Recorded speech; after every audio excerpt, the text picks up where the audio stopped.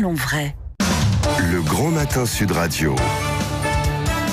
5 questions pour tout savoir. Il est 9h51, 52 même, et là vous ne savez plus comment manger, puisqu'on vous dit mais ne mangez pas ça, mangez ça, allez plutôt dans ce sens-là.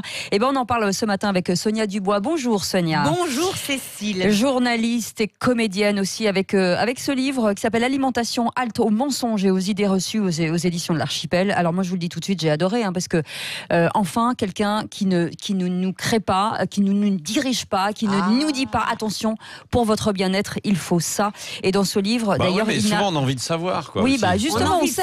On sait pas être dans les mains des gourous. Exactement. Et là, on ne parle pas ni de diététique, ni de régime alimentaire, ni enfin voilà, on vous explique exactement, aliment par aliment, ce qui est important et ce qui est bien pour vous. En fait, c'est un état des lieux, finalement, de tous les préjugés, de tous les mensonges qui sont liés à l'alimentation, Sonia. Oui, Cécile, parce qu'on ne véhicule que ça. Ouais. Alors, on le véhicule de façon... Et on joue sur la peur. Ah mais oui, c'est-à-dire que depuis notre enfance, nous n'avons vécu que des interdits.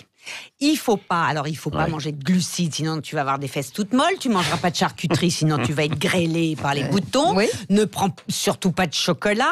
Enfin, et puis ça allait, c'était dans le classicisme des enfants de la petite bourgeoisie que nous étions. Et puis, il est arrivé des choses beaucoup plus restrictives, contraignantes, graves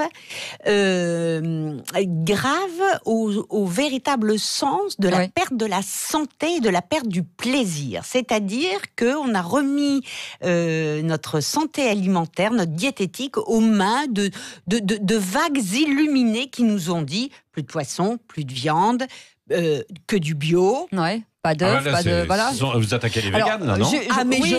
Mais c'est devenu mais c'est une croix. Mais où sont ces gens?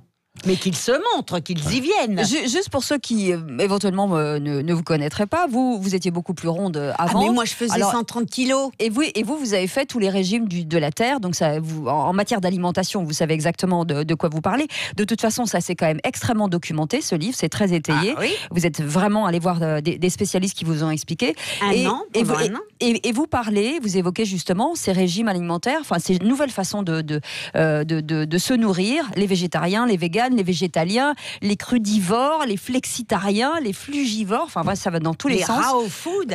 Les raw, voilà, vous allez nous expliquer ce que c'est, parce que là je suis perdue. C'est finalement, il y a une secte dans nos assiettes. C'est ce que vous dites. C'est ça. Je dis exactement ça. D'ailleurs, il y a un moment où j'ai pensé appeler le livre des sectes dans vos assiettes. On a banni, je ne sais pas si ça vous fait cet effet-là, avec l'arrivée des milléniums, toute notion de gastronomie et de plaisir. Oui. C'est-à-dire que on ne fait plus un repas gustatif, on se nourrit par obligation morale. Oui. Nous sommes devenus des sortes de jansénistes, d'amiches, de la nourriture. Non, c'est pas la vie. Je suis désolée. L'homme est omnivore, Cécile. C'est-à-dire que pour être en parfait équilibre, nous devons manger de tout un peu. Aucune légumineuse au monde ne contiendra suffisamment de fer, de calcium pour remplacer une viande, pour remplacer un poisson. Mais même, vous allez plus loin, puisque vous dites, en parlant de toutes ces modes de vie et de nourriture, de maltraitance nutritionnelle. C'est-à-dire que quand on est aujourd'hui vegan et tout ce qui s'ensuit, forcément, on ouvre la porte à tous les laboratoires pour les compléments alimentaires. Parce qu'il vous manque plein de choses. Il vous manque plein de choses, donc compléments alimentaires. Alors, ce qui est totalement paradoxal et qui, moi, me fait rire, c'est qu'à la fois, ces gens prônent une sorte d'alimentation hyper restrictive et en même temps s'en remettent à des sites internet, dans le pire des cas, ou à des parapharmacies. De toute façon, on s'en fout, personne n'a de diplôme et tout le monde vend n'importe quoi. Et ils avalent des chimies absolument phénoménales qui va les conduire directement au drame.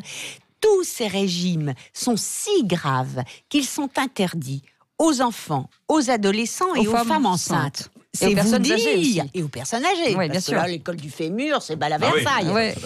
Alors, Patrick, qui ne prend pas de petit déjeuner, qui n'arrête pas de me dire depuis 15 jours, c'est bien de ne pas prendre de petit déjeuner. Mais il a parfaitement raison, Patrick. S'il n'a pas faim le matin, il mange pas. Non, mais d'ailleurs, c'est assez étonnant parce qu'avant, j'avais l'impression que j'avais toujours faim le matin. J'ai commencé à moins manger parce que je trouvais que je mangeais un peu trop le matin, justement. Et maintenant, je me sens bien. Et vous vous sentez très bien, bien en forme. Oui, et moi qui mange le matin et qui ne dîne pas le soir, ça va. Moi aussi, je suis plutôt comme vous. Oui, voilà. Alors ça, c'est moins grave. Oui, Vous ne dînez pas du tout? Non. Non, on ne peut pas vous inviter à dîner. Non, vous pouvez m'inviter, mais ça vous coûtera 0.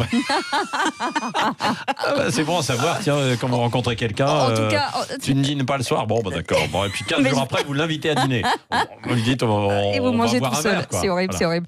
Non, en tout cas, il y a plein de produits, puisque vous parlez bien sûr du sucre, du bon, ce qu'on appelle le bon, le mauvais sucre. Enfin voilà, que finalement, il faut manger du sucre, parce que c'est important pour la santé. Après, il ne faut pas faire n'importe quoi.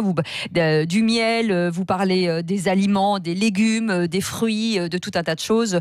Vous évoquez aussi votre enfance, parce que dans votre enfance, il s'est passé quand même pas mal de choses avec l'ananas qu'on vous a fait manger en disant attention, ça fait brûler les graisses et tout. Mais moi, j'ai une mère mais on a été, mon frère et moi, transformés en usine à retraitement d'alicaments. Mange de la tige d'ananas, des gros jaftes dans la bouffe. En tout cas. Et on était gros comme des pâtes à foutre. En tout cas, tout est dans ce livre.